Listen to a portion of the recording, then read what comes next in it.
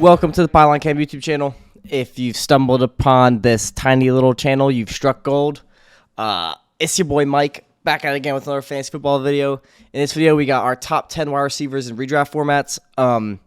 Catch me on Twitter, Instagram, and you've obviously found us on YouTube. We also have a podcast that we're reviving in probably right before preseason, just covering NFL content. We also cover fantasy content. But without further ado, let's go ahead and get into this video. All the ADPs and rankings are brought to you by Underdog. And please ignore the baby sheesh in the background. Nothing I could do about it. But let's get into the video. Coming in at rank 10, I got my boy Michael Pittman, now paired up with Matty Ice. I really like this Colts offense. And Michael Pittman. Michael Pittman is currently going off as a wide receiver 14, ADP 28.7. Michael Pittman just continues to progress as an alpha wide receiver 1, and this year we'll find out if he truly is that alpha wide receiver 1. Frank Reich wants this Colts offense to be more involved in the passing game, and I think Matt Ryan will bring Pittman to the fantasy promised land. I think that with Carson Wentz, Michael Pittman was good enough. I think he finishes the wide receiver 14 last year. I could be wrong. Wide receiver 14 or 17. I think Matt Ryan is a much more prolific passer. I think he's going to add an element to this offense and be a way better game manager. I think that if Matt Ryan plays last year, the Colts definitely make it to the playoffs and potentially make a deep run. I think that with this offense trying to be more pass-centric, I think that's a very good sign for Michael Pittman, and I think the Colts have done a very good job in the draft. They brought in Alec Pierce out of Cincinnati, and he was graded as one of the top deep threats from the 2022 draft class. I think that's going to take a lot of attention away from Michael Pittman in terms of how defenses game plan against the Colts.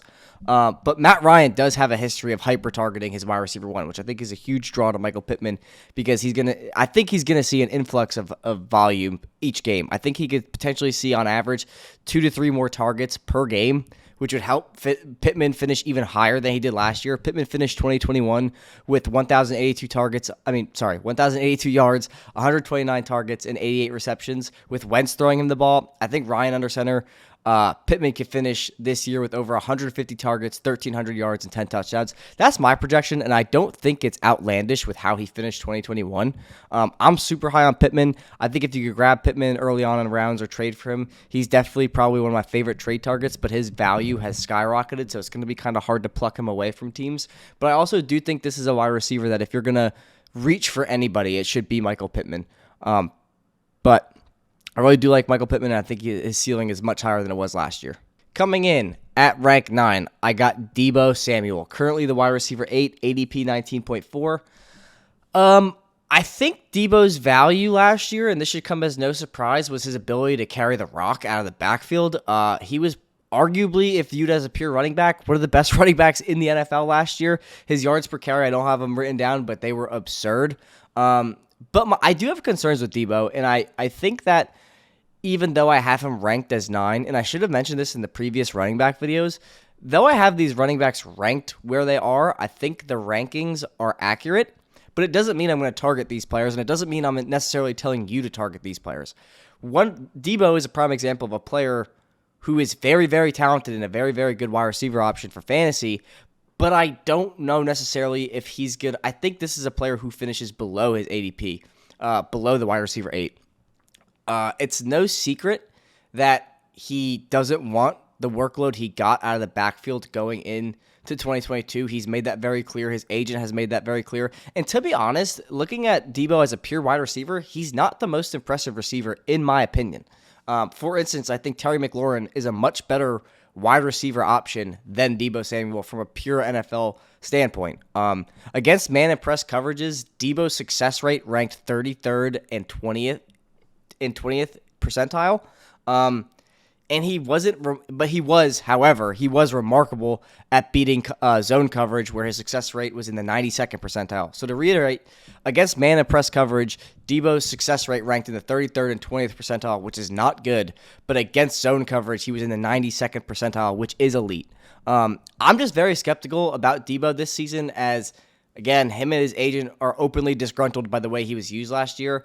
And if Deebo no longer wants to be used as a wingback, which is the new term for whatever the hell Deebo was, whatever you want to call Deebo from last year, I think his value is going to deteriorate a lot. And I don't think necessarily he deteriorates to nothing, but if you cut his rushing volume in half, where does he finish in terms of the wide receiver 8, wide receiver 9, whatever you want to say? I think it really does deteriorate his value. And again, he wasn't the most prolific receiver, so Deebo is someone I am not targeting. But I think if the board falls and Deebo's your best option, that is someone I would look to draft to trade immediately after the draft, or even trade out of the spot to get more draft picks later on in your drafts. I like Deebo. It's not that I don't like Deebo Samuel. I just think he's a wide receiver prospect for fantasy that is severely hyperinflated based off of how he finished last year. I just don't agree with. I just don't agree that he'll do it again. Not because he can't. It's literally because he openly does not want to. Coming in at rank 8, I got my boy Sweet T Higgins. Oh, dude, I love T. I love T Higgins. I think, in my opinion, he's DeAndre Hopkins 2.0. They're both from Clemson, both Alpha X receivers. I love T Higgins. T Higgins is currently going as wide receiver 10, ADP 23.8. I think T Higgins is a wide receiver 1 on literally any other team besides like 5 in the NFL if he wasn't on the Cincinnati Bengals. He breaks out every single year. Every single year, T Higgins has played above his ADP. He's played above what everybody expected him to be. And I just think it's because Sweet T is that guy. He is a very good wide receiver in the NFL, and he's I think he borderline is top 10 on pure talent alone. However, his ceiling is limited by JaMarr Chase, and we're going to talk about JaMarr Chase later. But T Higgins, I do believe, would be the best red zone target on this offense if the Cincinnati Bengals didn't score from 70 yards away every time they drove down the field. T Higgins, in my humble opinion, is a better red zone threat, a better red zone contested catcher, a better red zone target than JaMarr Chase in almost every aspect. I would accept the argument, and I think it's valid, that T Higgins might not be as good of a route runner as JaMarr Chase. I'm not saying T Higgins is better than JaMarr Chase. I am just stating the fact that T Higgins, in my opinion, is very underrated and overshadowed by JaMarr Chase. I like the Cincinnati Bengals, but I don't know. I kind of am scared of the Bengals offense because, how should I put this? I don't think, it would be hard for them to perform better than they did last year. Like, JaMarr Chase, when we talk about him, was almost flawless in terms of yards per catch, his volume, of maximizing his output. And I think with T Higgins there, and I just don't think both of them are going to finish where they were. And T Higgins did finish as the wide receiver 17 last year. I like T Higgins. He is someone, if I had to target someone in this Bengals offense, I think I would rather take T Higgins over JaMarr Chase because there is that chance I could potentially draft Jonathan Taylor if I'm picking at the 1.1, 1.2 and get T Higgins on the comeback who might finish closer to JaMarr Chase than where JaMarr Chase finished to himself last year, if that makes sense. I love T Higgins. I love Sweet T. Coming in at wide receiver rank 7, I have CeeDee Lamb, currently going as wide receiver 6, ADP 13.7. I think the sky's the limit for CD, but I have my concerns. He finally has the opportunity to be the unquestioned one, and it just on a pure scheme basis. However, my concern is, can he do it? He's going to have the opportunity with no Amari Cooper. He's no longer on the team, and Michael Gallup won't be there for majority of the season because he's probably going to start on the PUP list. And his largest competitor for targets is Dalton Schultz, who is a tight end. CD success rate versus man, zone, and press coverages, respectively, were in the 91st, 79th, and 82nd percentiles. So he's winning on most of his routes in all types of coverages. But my thing is, I am curious about Lamb's ability to win against DB1 coverage. As this is his first time in his career, he's going to be covered by the team's best cornerback on a play-to-play basis, being that he is the primary pass-catching option. The New York Giants and Commanders have seemingly weak secondaries, so he should pop off in those games, which are in division games, which he's going to see them 4 times a year. The Eagles have a good secondary, so I'm not worried about Lamb struggling within the division, but the point remains, can he do it against everybody? The Cowboys do have one of the easiest schedules, and CeeDee Lamb, if I had to, gun to my head, decide whether CeeDee Lamb can be that guy, be that one, I'm going to lean yes. CeeDee Lamb is someone I'm definitely targeting, but I do have those concerns in the back of my mind, being that, yes, his outlook looks great, but he's in a scenario that he's never been in before. So can he perform as good as we are expecting him to, and will his success rates remain the same against all those coverages, because he was going up against DB2s, DB3s last year. Well, not DB3s, but you get my point. It's an unprecedented scenario that he's in, that he's never been in, and can he actually perform to what the fantasy community is expecting him to do? That is my concern, I guess, with CeeDee Lamb. Coming in at rank 6, I got Mike Evans, currently going as the wide receiver 7, ADP 16.1.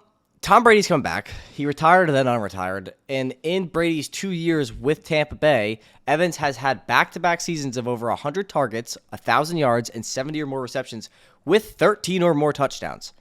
There is now this rumor, report, whatever you want to call it, that Godwin may be ready by week 1. But if he's not, and now with Gronk being retired from the NFL and Eddie Lacy reporting to camp at 260, there is a lot of opportunity, and probably the most possible opportunity that Mike Evans will see in his tenure at Tampa Bay. And definitely for this season, and definitely with Tom Brady. I think Evans is going to be hyper-targeted in this offense, as there really is no number 2 pass-catching option, being that Antonio Brown's gone, Gronk is gone, and Chris Godwin maybe comes back week 1, but I'm leaning towards closer to November. The Bucs offense is going to be dominated by Mike Evans to start the year. And I don't see him regressing, as he has proven to be an alpha number 1 every year he's been in the league. And that includes with quarterback play from Jameis Winston. I like Mike Evans, man. I think that he's probably one of the safest wide receivers on this list, if not the safest so far of all the receivers we've talked about. His volume is just consistent. His production is consistent. His efficiency is consistent. And his situation has never been better. At least to start the year. When Godwin comes back, sure, he'll take a little dip in efficiency and output, but I think that Evans is going to continue to be the focal point of this offense, definitely to start the year, to say the least. Coming in at rank 5, I have JaMarr Chase, currently going off as a wide receiver 3, ADP 5.4. JaMarr Chase had one of the best rookie receiver seasons in the history of the NFL. He is unquestionably that guy when it comes to talent. He is the crown jewel on one of the best receiving corps in the NFL. He managed 1,455 receiving yards on only 81 receptions, which is insane. I think Jalen Waddle had close to 100 receptions, and he didn't come close to that. Chase finished in the 95th percentile against press coverage as a rookie, which is insane. I don't know where that ranks all time, but I'm sure it's toward the top. My only concern, like I mentioned with T. Higgins, my only concern for Chase is I don't know how he will be able to top this incredible rookie season in an offense with Sweet T, who would be an elite wide receiver 1 on like 95% of the other teams in the NFL. Chase's production last year was almost flawless. I don't know how he's going to top that. Now that there is a year of tape on him, there is another alpha option in the offense in T. Higgins. Tyler Boyd is still there, who's a very underrated slot receiver. And they have Joe Mixon, who could get it done on the ground. I'm just very concerned that JaMarr Chase will not be able to duplicate what he did last year, which is why I'm a little bit lower on him than consensus. I think that he finishes closer. I think him and T. Higgins will finish closer to the wide receiver 10 respectively than T. Higgins finishing as the wide receiver 17 and JaMarr Chase finishing as the wide receiver 3. Now, there is the off chance that I'm completely wrong and JaMarr Chase is the best wide receiver in the NFL, which could happen. And I think that if he was in the situation like Justin Jefferson, that definitely could happen as he finishes the number 1 wide receiver in fantasy football. But given his situation and given the potency of this passing offense and the options of this passing offense, I think it's very hard for JaMarr Chase to finish higher than the wide receiver 3 like he did last year. At rank 4, I have a much safer option than JaMarr Chase, which is Stefon Diggs. Currently going off as wide receiver 4, ADP 8.3, excuse me. Diggs is coming off the second season in a row with over 160 targets. And to put it in perspective, that is double what JaMarr Chase did last year. Literally double. He also is the most important piece in a top 3 offense in the NFL, who Josh Allen, a top 3 quarterback in the NFL, is not afraid to target a million times a game. Diggs also just got paid a 4-year contract and will continue to be a centerpiece of this offense. Now, you could argue that there could be concerns that this offense may change with the absence of Brian Daboll, but I don't think the chemistry between Josh Allen and Stefon Diggs will change. And if there is a dip in targets, I think it goes to 140, which is only 20 less targets, which is still nearly double what JaMarr Chase did, who is going one spot ahead of him as a wide receiver 3. I'm not saying take Stefon Diggs over JaMarr Chase. I just think that I would rather not pay for JaMarr Chase and get Stefon Diggs later. I love Stefon Diggs. His production is unquestioned. His success rates on his routes are unquestioned. His volume is unquestioned. He is definitely in the top 5, the safest bet at the wide receiver position, or top 2 safest bet at the wide receiver position. And I think that the sky's the limit for Stefon Diggs to continue to do what he does, to continually play himself as a wide receiver 5, top 5 of fantasy wide receivers in the NFL going into 2022. At rank 3, I have Davante Adams, currently going as a wide receiver 5, ADP 11.2.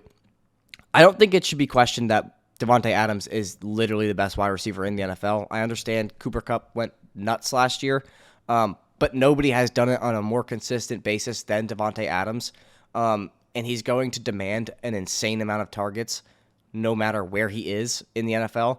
Adams ranked in the 98th, 96th, and 99th percentiles against man, zone, and press coverages. He also saw an 81% success rate against double coverage. Like, this man is the best wide receiver in the NFL, and if you're scared because he's playing with Derek Carr, who, by the way, is one of the most underrated quarterbacks in the NFL, you shouldn't be, because I do believe Carr is a very capable quarterback that will be able to keep Davante Adams in the top 5 for fantasy, and I do think he'll be the top 3 for fantasy.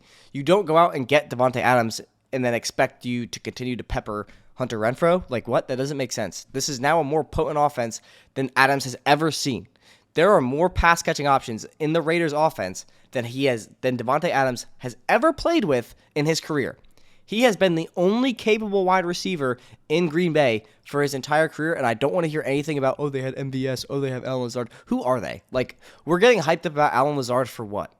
He's done nothing his entire career, and I don't think he's going to maintain this wide receiver 1 status line that he's gained over this offseason because they don't know what they have in Christian Watson yet. They don't know what they have in Romeo Doubs yet. Like, there's so many question marks in that Green Bay offense because the only certainty in that Green Bay offense was Davante Adams. Davante Adams is now gone. He's with the Oakland Raiders, the Las Vegas Raiders, and he's going to continue to be a bucket. There is no question in my mind that Davante Adams finishes at the least a top 5 wide receiver in fantasy football for 2022.